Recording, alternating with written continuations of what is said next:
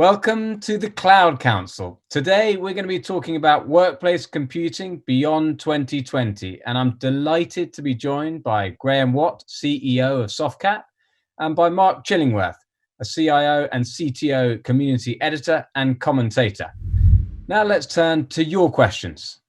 And I have a couple of questions here. And I'll start with this one, which kind of follows from what you were saying there, Graham, which is, do you agree with some commentators that the pandemic has compressed digital transformation from years into weeks? Or do we still have a long way to go? What's your view there?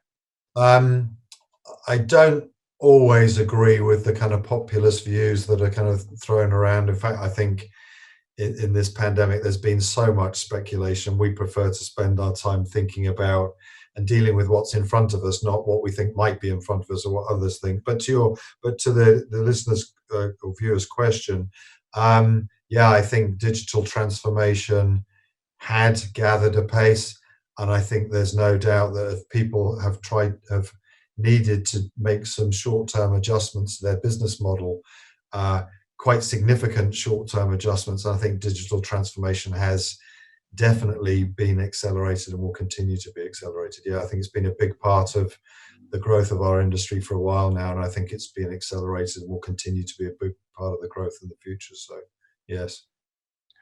Good. And I'm gonna try the second question here with Mark, and I know, Graham, you'll also have a point of view because we talked about it a bit today. Culture. So how do you create a culture that will make people return to work safely? Not that, by the way, people aren't working at the moment, but I guess that means return to the office safely. It's a good question, and I find the cultural one interesting because there's been a lot of hype and talk about the Googleplex campuses. People forget that there are a lot of industries, particularly the chemicals industry, ICI and the oil businesses. They had that campus culture way back in the 50s and 60s.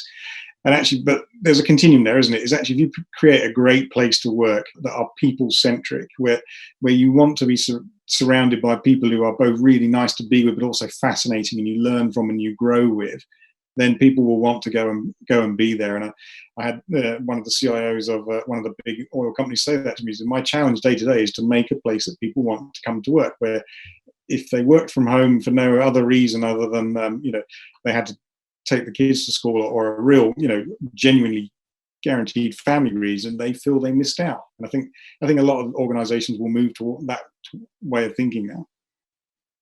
Yeah, agreed. Yeah, I'm certainly seeing that personally. And Graham, what about you at Softcat?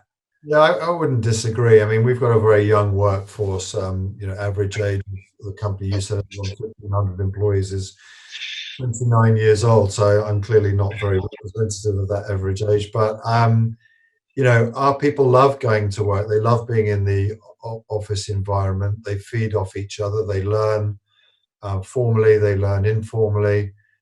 You've got all of the verbal and visible cues that you can't make up for by working remotely. Not just with each other, but with our customers and our supplier partners too. And I think there's a kind of collective energy and buzz that creates is a very important part of the culture. What I will say though is, and so as I said before, we're still trying to work out how we manage that return to the office environment, probably providing a little bit more flexibility to our employees as we do so, but making sure we don't provide too much that we lose that core culture. And so we are asking ourselves, and it's not a bad thing to do, probably we should have asked ourselves this years ago, why do we need to go to the office? What are the tangibles and the intangibles that create value by being together in an office environment? And one of the things I've found fascinating about this pandemic and the way we've all been forced to work is something you may feel very strongly about this week, you could have a polar opposite opinion within about 2 weeks' time. It's just forcing us to think much harder about everything we're doing. So if you'd asked me 2 or 3 weeks ago, Dom, I would have said the vast majority of employees would want to go back into that office environment immediately.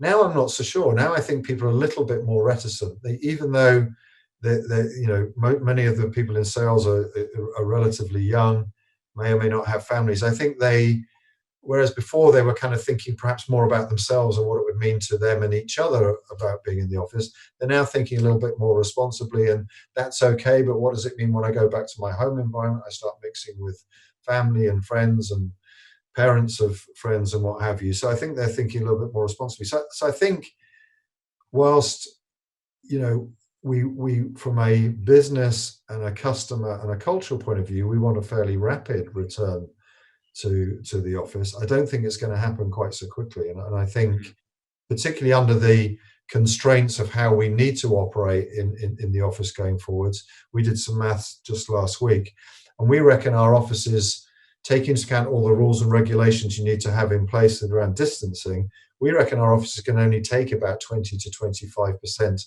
of the people it could previously take anyway. That's not really going to create the energy levels and the kind of pre-COVID atmosphere and environment we had. So we're giving this a lot of thought right now, as you can imagine. Yeah, again, I think it makes it for the leadership really, really hard. Decision making super hard, as you say. You could have taken some decisions 2 weeks ago, and looking back, maybe that might not have been the right decision. So what great quote I heard the other day is, make the reversible decisions quickly, but the irreversible ones, take a long time thinking, consulting, analyzing before you execute those changes. So it's very, very difficult for the leadership right now. Well, thank you very much again to Graham Watt and Mark Chillingworth for joining me as my guest this week and for your terrific insights into this topic. And thank you to you for joining me again this week. For more business and technology insights, you can visit Nutanix.com/CXO. See you next time.